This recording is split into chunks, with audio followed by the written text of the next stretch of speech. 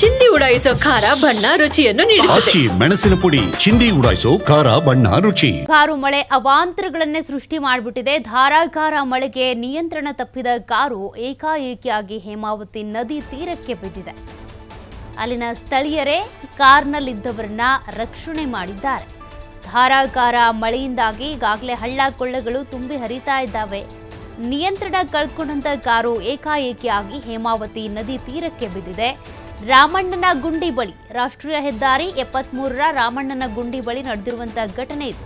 ಕಾರ್ನಲ್ಲಿದ್ದಂಥ ಇಬ್ಬರ ರಕ್ಷಣೆ ಆಗಿದೆ. ಚಾಲಕನಿಗೆ ಗಂಭೀರ ಗಾಯಗಳಾಗಿದ್ದಾವೆ ಅನ್ನೋದು ಗೊತ್ತಾಗ್ತಾ ಇದೆ. ಗಾಯಾಳುವನನ್ನ ಈಗಾಗಲೇ ಬಣಕಲ್ ಸರ್ಕಾರಿ ಆಸ್ಪತ್ರೆಗೆ ಶಿಫ್ಟ್ ಮಾಡಲಾಗಿದೆ. ಮೂಡಿಗೆರೆಯ ತಾಲೂಕಿನ ಬಣಕಲ್ ಆಸ್ಪತ್ರೆಯಲ್ಲಿ ಆತ ಚಿಕಿತ್ಸೆ ಪಡ್ಕೊಳ್ತಾ ಇದ್ದಾರೆ. ನೋಡಿ ಯಾವ ರೀತಿಯಾಗಿ ಅವಾಂತರ ಸೃಷ್ಟಿಯಾಗಿದೆ, ನೀವು ಗಮನಿಸ್ತಾ ಇದ್ದೀರಾ. ಈ ರೀತಿ ಮಳೆ ಬಂದಂಥ ಸಂದರ್ಭದಲ್ಲಿ ಎಷ್ಟೇ ನಿಧಾನವಾಗಿ ಜಾಗರೂಕತೆಯಿಂದ ವಾಹನಗಳನ್ನು ಚಾಲನೆ ಮಾಡಿದ್ರೂ ಕೂಡ ಸಾಲದು.